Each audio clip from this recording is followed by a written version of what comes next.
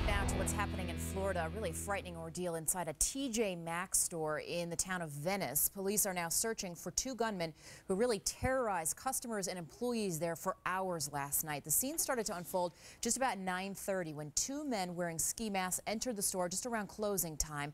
Looks like there were about a dozen or more people inside of the store at the time. Some of them were able to escape. Others were tied up. And by the time the SWAT team, as you can see in these pictures, got inside the store, the suspects were nowhere to be found. Let's get to Kim Hackett. She's a reporter with the Sarasota Herald Tribune, and she's covering this. Kim, tell me what the latest about the hunt for these suspects. Well, the police are not releasing very much information.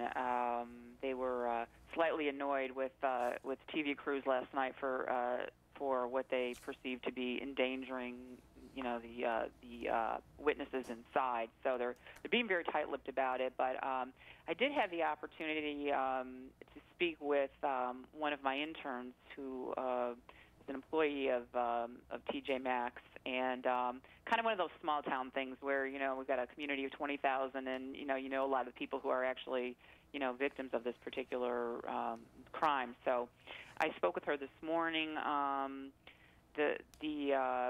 She was working at the TJ Maxx. She's a 17-year-old senior at our local high school here, and works on a teen page that the Herald Tribune puts out. But anyway, she was working cash register 1. It was the last register open, and she was waiting on a mother and a daughter, and rang her up and went to this woman was still in the store with her daughter, went to the front door with a 19-year-old male employee, and they were standing by the doors waiting for the customers to leave so they could lock up. And two men came in with Darth Vader masks on.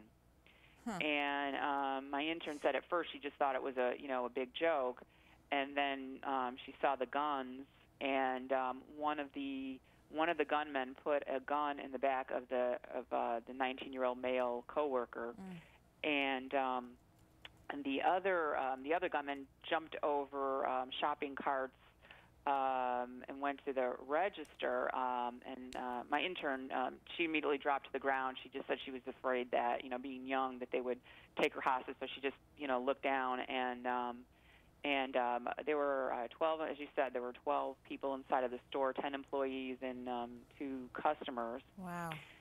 Kim, that's quite a story. So they were not wearing ski masks, but Darth Vader Darth masks? Vader from Star Wars.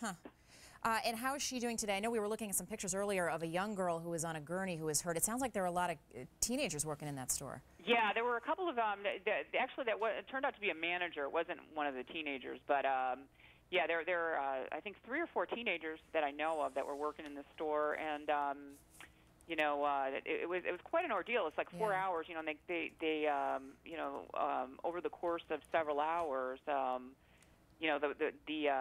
the so-called hostages came out a few at a time, and 4 remained in the store. So it wasn't really clear, whether or not the gunmen were still in the store or, at what point they left. Kim Hackett, I'm going to have to leave it there before this computer cuts me off. She's with the Sarasota Herald Tribune. We'll keep on it and let you know if there are any developments out of there. Also, the latest from D.C. and Eric Holder's hearing next. Attention drivers statewide.